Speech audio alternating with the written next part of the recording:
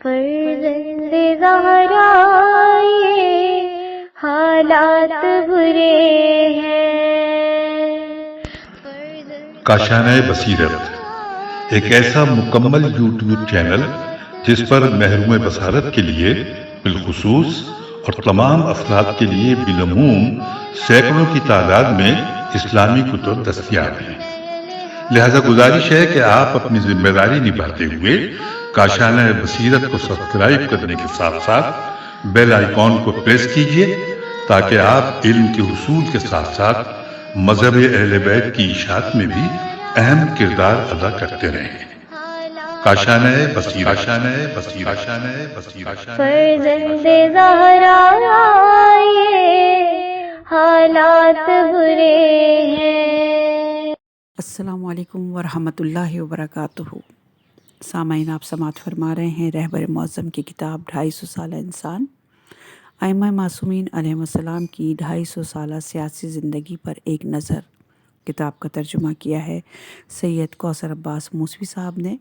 آج ہم آپ کے سامنے اس کی 21ویں ریکارڈنگ پیش کر رہے ہیں۔ صفحہ نمبر 299، 10واں باب ہے اور بیان ہو رہا ہے امام محمد باقر علیہ السلام کے حالات زندگی۔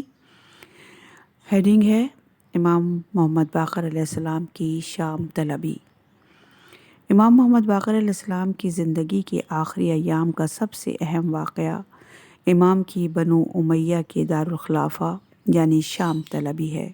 حشام نے اپنی حکومت کے بارے میں امام محمد باقر علیہ السلام کا موقف جاننے کے لیے والی مدینہ ابراہیم بن عبد الملک کو حکم دیا کہ وہ امام محمد باقر علیہ السلام کو، بعض روایت کے مطابق آپ کے نوجوان بیٹے امام جعفر صادق علیہ السلام کو بھی، جو آپ کے واحد معاون اور مددگار تھے، گرفتار کر کے شام بھیج دیا جائے۔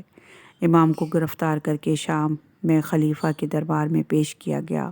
حشام پہلے ہی اپنے کارندوں اور حاشیہ نشینوں کو خصوصی ہدایات دے چکا تھا کہ جب آپ دربار میں داخل ہوں تو کس طرح آپ پر بے بنیاد الزامات لگانا اور آپ کی تذلیل کرنی ہے۔ پروگرام یہ طے پایا تھا کہ سب سے پہلے خود حشام اور اس کے بعد اس کے درباری جو سب اعلیٰ حکومتی عہدیدار تھے کی طرف سے الزامات اور تہمتوں کی بوچھاڑ کی جائے گی۔ حشام اپنے اس گھناؤنے عمل سے دو قسم کے مقاصد حاصل کرنا چاہتا تھا۔ پہلا یہ کہ وہ اس طرح گالم گلوچ اور برا بھلا کہہ کر امام کو نفسیاتی طور پر مفلوج کرنا چاہتا تھا تاکہ اپنی دیرینہ خواہشات کی تکمیل کے لیے زمینہ فراہم کر سکے۔ دوسرا یہ کہ وہ اپنی پارٹی کے اعلیٰ عہدیداروں کی موجودگی میں اپنی مخالف پارٹی کے قائد کو شرمندہ کرنا چاہتا تھا تاکہ وہ اپنے ان کارندوں اور بے ضمیر علماء اور خطبہ اور جاسوسوں کے ذریعے اس خبر کو پھیلا کر اپنی حکومت کے خلاف سازشیں کرنے والوں کو خبردار کر سکے۔ امام محمد باقر علیہ السلام دربار شام میں تشریف لاتے ہیں۔ دربار کی رسم و رواج کے برعکس جہاں ہر آنے والا شخص پہلے خلیفہ کو امیر المومنین کہہ کر سلام کرتا تھا، آپ نے دربار میں موجود حاضرین کی طرف رخ کرتے ہوئے کہا، اپنے ہاتھ کے اشارے سے سب کو مخاطب کر کے السلام علیکم کہا اور اس کے بعد خلیفہ کی اجازت کا انتظار کیے بغیر اپنی نشست پر بیٹھ گئے۔ امام کے اس جرأت مندانہ اقدام سے حسد اور بغض اور کینہ کے مارے حشام کے تن بدن میں آگ لگ جاتی ہے اور وہ زبان درازی کرتے ہوئے کہتا ہے، تم اولاد علی کا ہمیشہ یہی وتیرہ رہا ہے کہ تم ملت اسلامیہ کے درمیان پھوٹ ڈالتے اور انہیں اپنی طرف دعوت دیتے ہو اور اپنی کم عقلی اور جہالت کی بنا پر اپنے آپ کو لوگوں کا امام اور پیشوا قرار دیتے ہو۔ اس قسم کے فضولیات بکنے کے بعد خاموش ہو جاتا ہے۔ اس کے بعد اس کے کارندوں اور وظیفہ خواروں کی باری آتی ہے۔ وہ بھی اپنے اپنے انداز میں امام پر بے بنیاد تہمتوں اور الزامات کی بارش کرتے ہیں۔ امام محمد باقر علیہ السلام کی اس ساری صورتحال کا انتہائی اطمینان اور خاموشی سے جائزہ لیتے ہیں، اور جب تمام لوگ اپنے دل کی بھڑاس نکال کر خاموش ہو جاتے ہیں تو امام اپنی نشست سے کھڑے ہو جاتے ہیں اور دربار میں موجود لوگوں کی طرف رخ کر کے اللہ کی حمد و ثنا اور حضرت محمد صلی اللہ علیہ وآلہ وسلم پر درود و سلام کے بعد اپنے چند مختصر جملوں میں ان کے مردہ ضمیروں کو جھنجھوڑتے ہیں اور ان کے ذہنوں کو جلا دیتے ہیں، اور دوسروں کا اعلی کار بن کر اپنے اختیارات کو کھو دینے والے ان لوگوں کے سخت الفاظ میں مذمت کرتے ہیں اور ان کے سروں پر سرزنش کے تعزیانے برساتے ہیں۔ اور پھر اپنے اور اپنے اعلیٰ ترین خاندان کے فخر و مباحات کو اجاگر کرتے ہیں اور اہل بیت اطہار کی سیرت طیبہ کو اسلامی تعلیمات کے عین مطابق قرار دیتے ہوئے ان کی نیک و بہترین انجام اور عاقبت کو پوری دنیا کی تاریخی حقیقت پر محیط سنت الہیہ ٹھہراتے ہیں اور یوں ان کی نفسیات کو متزلزل کر دیتے ہیں۔ چنانچہ آپ ارشاد فرماتے ہیں، اے لوگوں، تم کہاں جا رہے ہو؟ تمہارے بارے میں کیا سوچا جا رہا ہے؟ ہم ہی ہیں جن کے وسیلے سے اللہ نے تمہارے اسلاف کی ہدایت کی، اور ہم ہی تمہارے اعمال پر مہر تصدیق ثبت کرنے والے ہیں۔ اگر آج تمہارے ہاتھ میں ایک عارضی حکومت ہے تو کل ہمارے ہاتھ میں ایک دائمی حکومت ہوگی، اور ہمارے بعد کسی کو یہ حکومت نہیں ملے گی، اور ہم ہی اہل آخرت ہیں، جیسا کہ اللہ تعالیٰ کا فرمان ہے، آخرت تو بس متقین کے لیے ہے۔ اس میں اے لوگوں، یہ خطاب ان اعلیٰ حکومتی اہلکاروں سے تھا جو دربار میں موجود خلیفہ کے دفاع پر کمر بستہ تھے، یعنی یہ حقیقت ہے میں ان ظالم اور جابر حکمرانوں کی جاہ و جلال کی نفی تھی جو انہیں عام لوگوں سے الگ کرتی تھی، یعنی آپ نے ایک سادہ خطاب کے ذریعے اپنے اصولی موقف کو بیان کیا۔ یہ حدیث بحر الانوار کی جلد نمبر 46 اور صفحہ نمبر 264 پہ موجود ہے۔ امام محمد باقر علیہ السلام کے اس مختصر لیکن پرمغز بیان میں جو ظلم کے خلاف احتجاج، حکمرانوں کی مذمت، خوشخبری، دھمکی، اثبات اور رد پر مشتمل ہے، اتنی تاثیر اور گہرائی پائی جاتی تھی کہ اگر یہ بات عام ہو جائے اور تمام لوگوں کے کانوں تک پہنچ جائے تو ممکن ہے کہ ہر سننے والا آدمی اس جملے کے کہنے والے کی حقانیت و سچائی کا اعتراف کرے۔ اب امام کی اس فصیح و بلیغ گفتگو کا جواب دینے کے لیے ایک ایسے قابل باصلاحیت اور توانا خطیب کی ضرورت تھی جو لوگوں کے دلوں کو گرما سکے، لیکن اس دربار میں ایسا کوئی شخص موجود نہ تھا۔ ایسی صورتحال میں ان کے پاس انتقام، اہانت اور قید و بند کے علاوہ اور کوئی چارہ نہ تھا۔ بس شام حکم دیتا ہے کہ امام محمد باقر علیہ السلام کو قید کر دیا جائے۔ دراصل وہ اپنے اس حکم کے ذریعے عملی طور پر اپنی نفسیاتی کمزوری اور شکست کا اعتراف کرتا ہے۔ امام محمد باقر علیہ السلام قید خانے میں بھی اپنی علمی صلاحیتوں کے جوہر دکھاتے ہوئے اپنے روشن اور دل کو چھو لینے والے بیانات اور حقائق کے ذریعے تمام کے تمام قیدیوں کو اپنا ایسا گرویدہ بنا لیتے ہیں کہ کوئی ایک بھی ایسا قیدی باقی نہیں رہتا جو دل و جان سے آپ کی محبت کا اسیر نہ ہوا ہو۔ قید خانے کی نگرانی پر معمول اہلکار اس صورتحال سے متعلق اپنی رپورٹ حشام کو پیش کرتے ہیں۔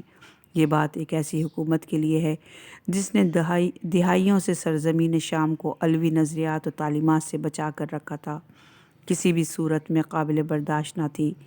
لہٰذا حشام حکم صادر کرتا ہے کہ امام محمد باقر علیہ السلام کو ان کے ساتھیوں کو فوراً قید خانے سے باہر نکالا جائے، کیونکہ ان کے لیے مدینے سے زیادہ کوئی مناسب جگہ نہیں ہے، وہ یہیں پیدا ہوئے ہیں اور یہیں پلے بڑھے ہیں۔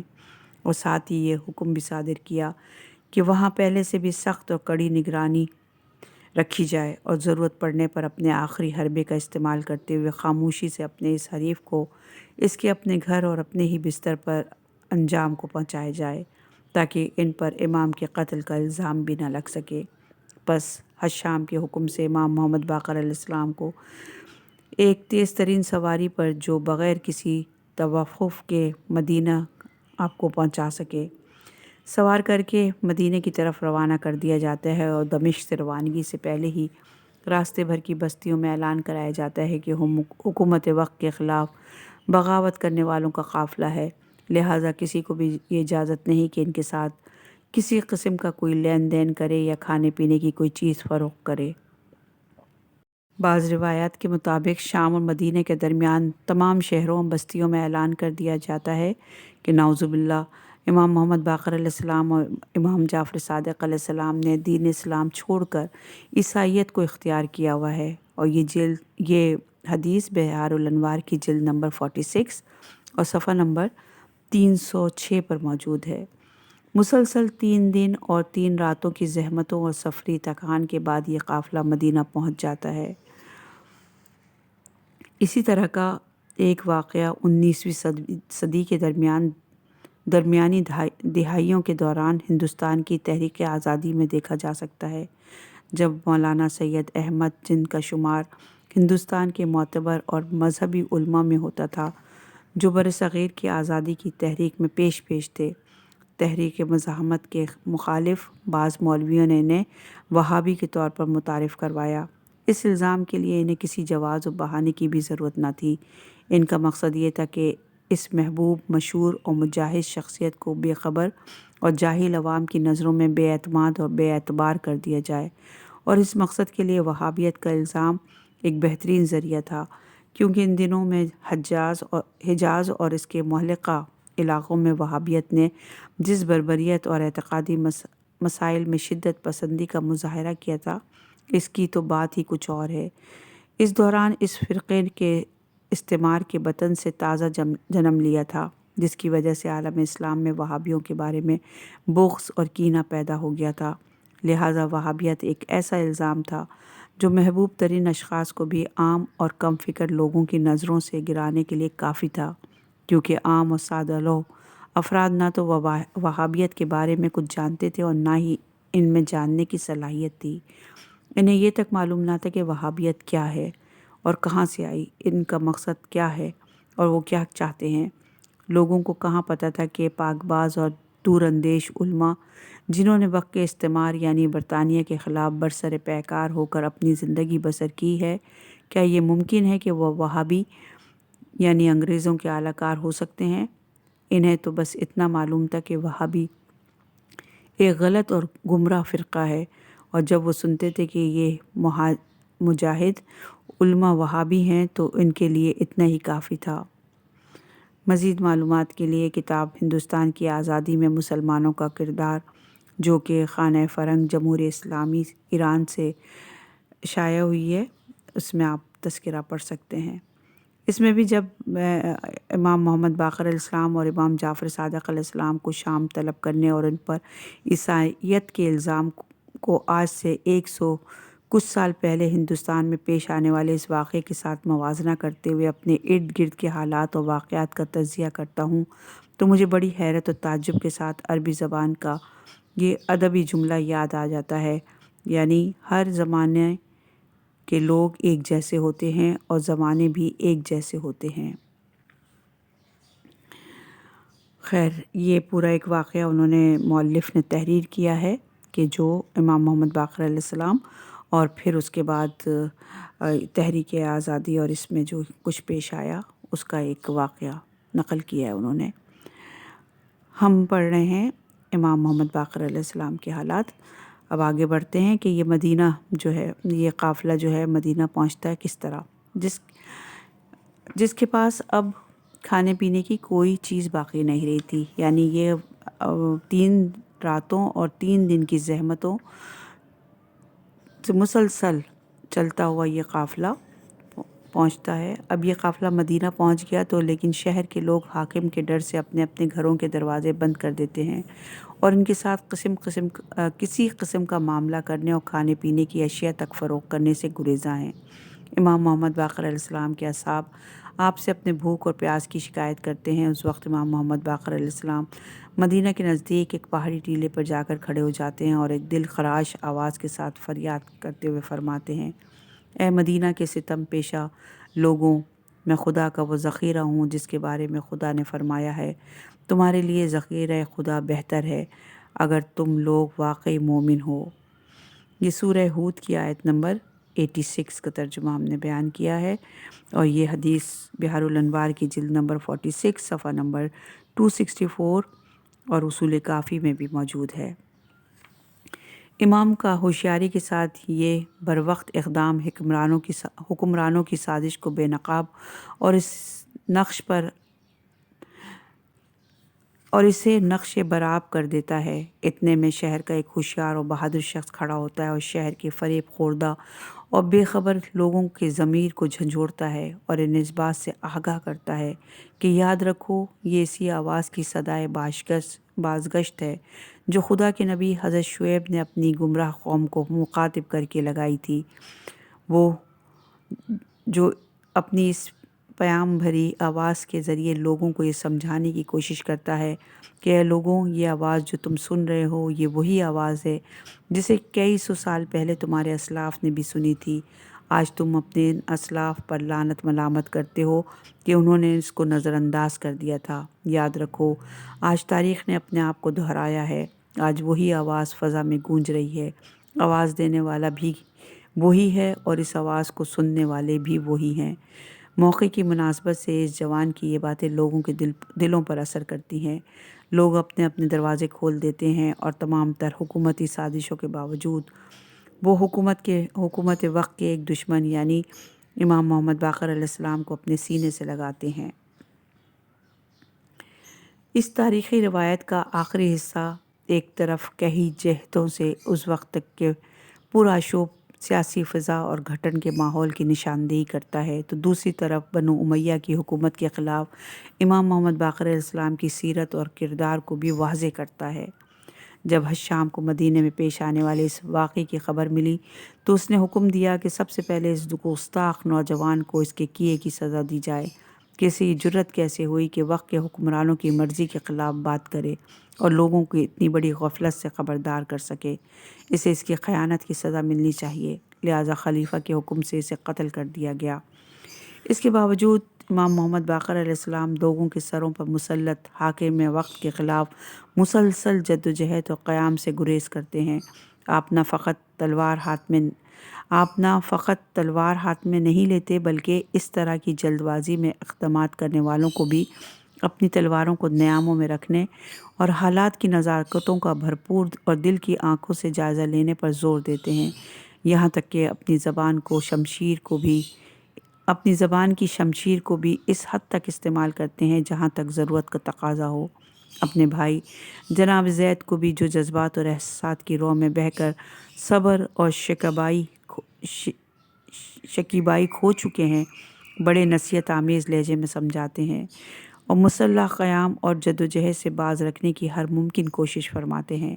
آپ اپنے معمولی اور محدود رابطوں سے لے کر ناتجربہ کار عناصر کے ساتھ ہونے والی ملاقاتوں اور تعلقات میں فرہنگی اور فکری صلاحیتوں کو بروکار لانے پر زور دیتے ہیں، ایک ایسا کارنامہ جو آپ کی سیاسی اور فکری آرزوؤں کی بنیاد بھی ہے اور سیاسی طور پر ایک بہترین تقیہ بھی، جیسا کہ سابقہ صفحات پر اس طرف اشارہ کیا گیا ہے۔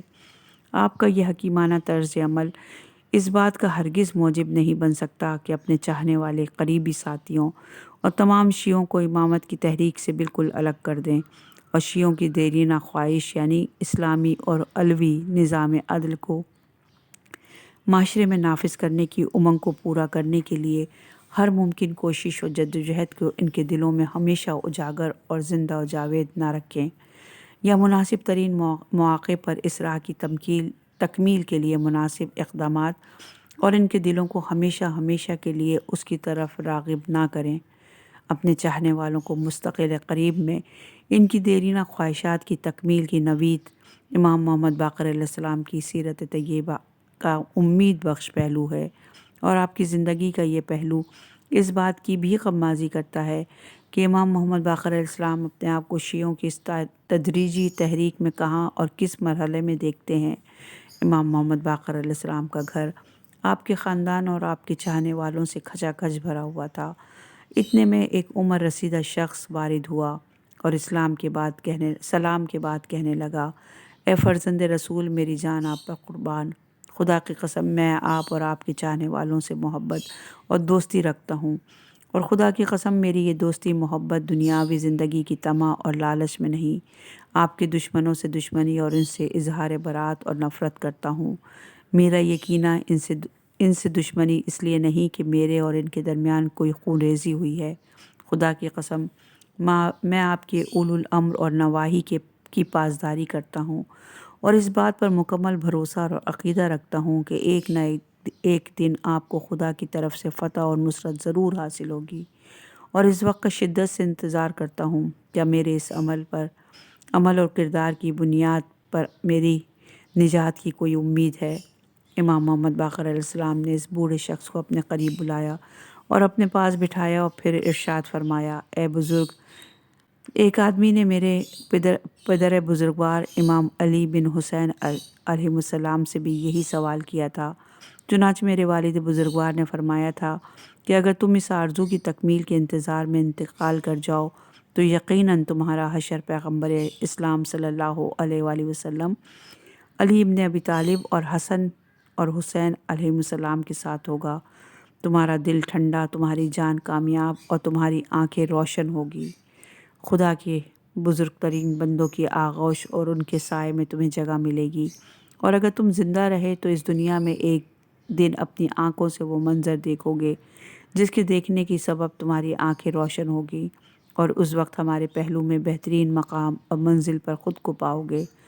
وہ بوڑھا شخص وہاں سے جانے لگا تو امام محمد باقر علیہ السلام نے اس شخص کی طرف دیکھتے ہوئے فرمایا، جس کو کسی جنتی آدمی کو دیکھنا ہے تو اس بوڑھے شخص کو دیکھ لے۔ کبھی کبھار تو آپ نے اس سے بھی آگے بڑھتے ہوئے اور اپنی فتح و کامیابی کا سال بھی لوگوں کے سامنے مشخص فرماتے ہیں اور اپنے شیعوں کو دیرینہ خواہش اور آرزو کو جامع حقیقت پہناتے ہیں۔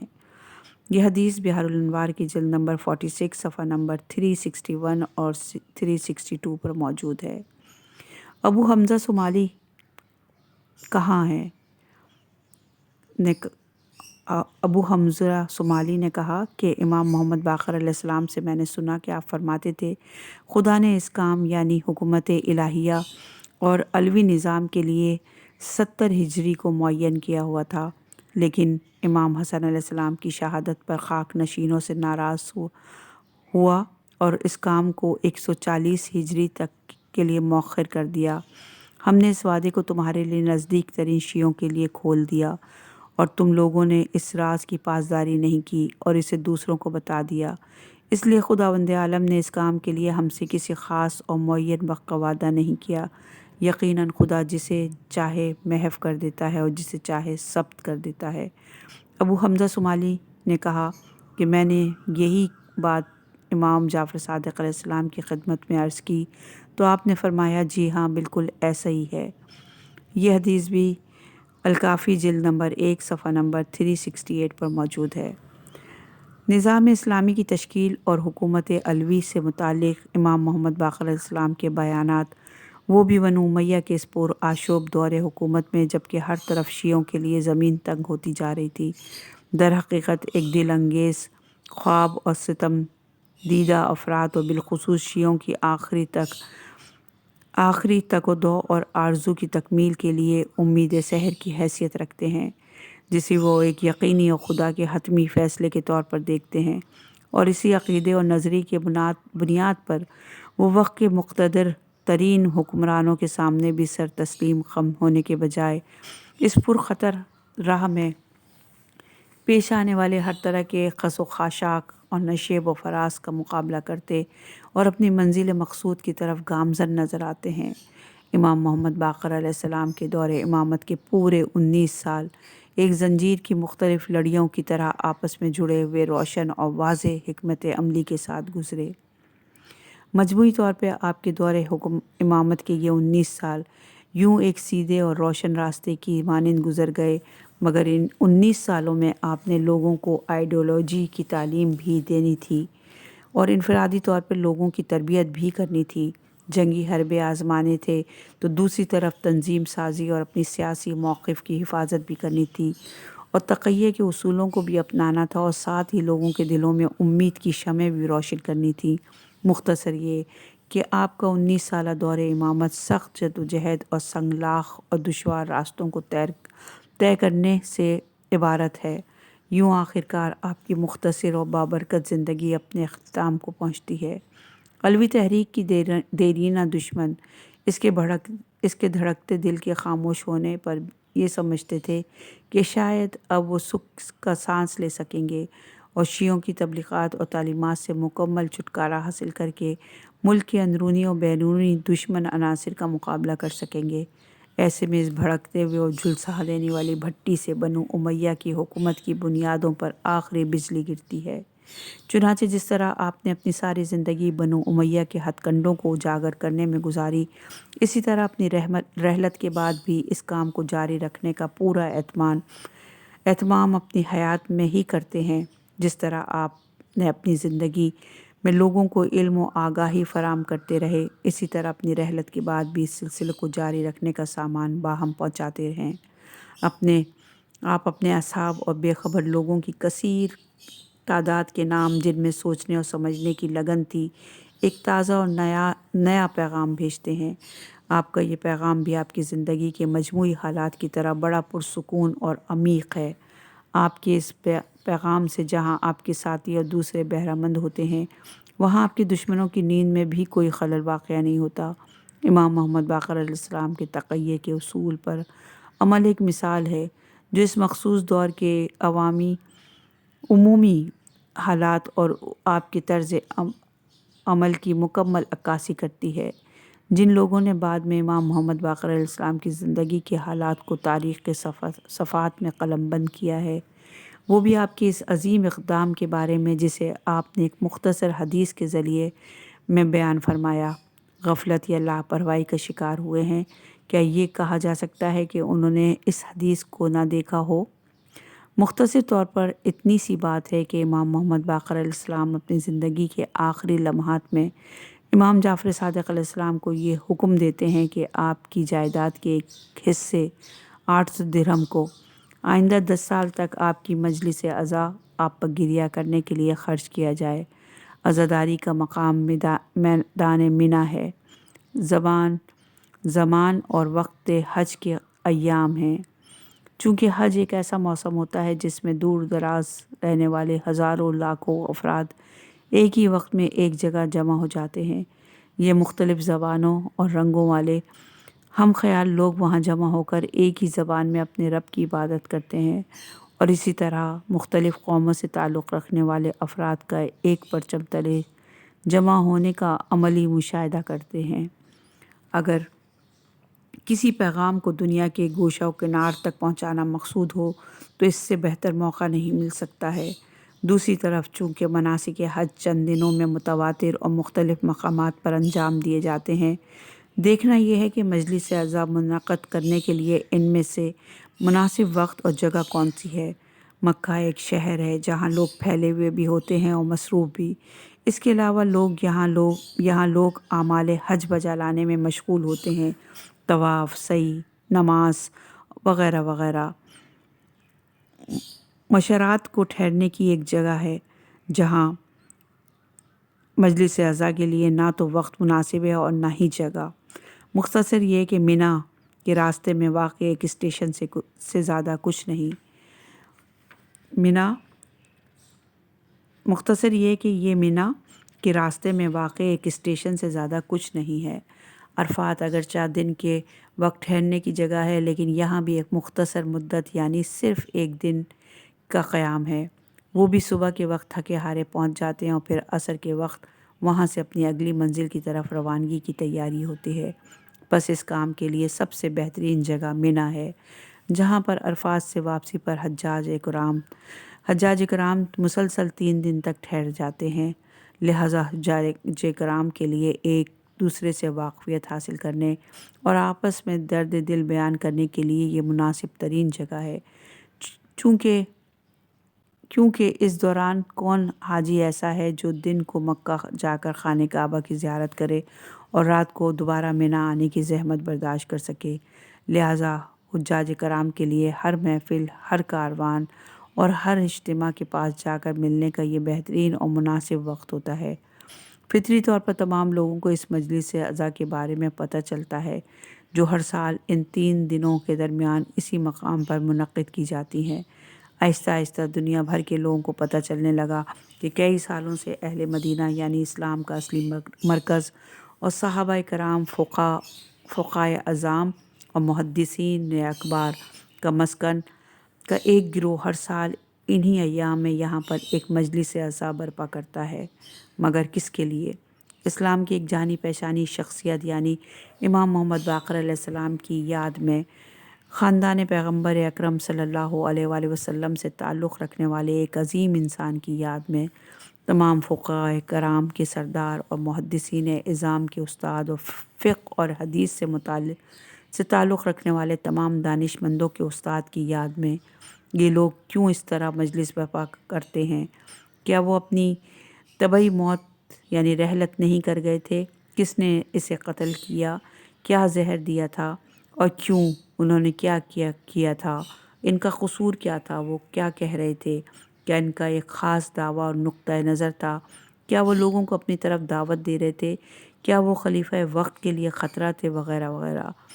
اس طرح کے سینکڑوں سوالات اور ابہامات کے پیچھے صاحبان ازا اور دوسرے جاننے والوں کی طرف سے کئی جوابات جو اس عظیم اجتماع میں جگہ جگہ دیا کرتے تھے، جو مدینہ یا کوفے سے لے کر یہاں آتے تھے تاکہ لوگوں کے سوالات کے جوابات دے سکیں۔ وہ یہاں اس لیے آتے تھے تاکہ اس بہترین موقع سے استفادہ کرتے ہوئے لوگوں کے سامنے اصل حقائق بیان کر سکیں، نیز اپنے بھائیوں اور دوستوں سے ملاقات کر سکیں، انہیں اپنے حالات سے آگاہ کر سکیں اور اپنے لیے نئے احکامات حاصل کر سکیں۔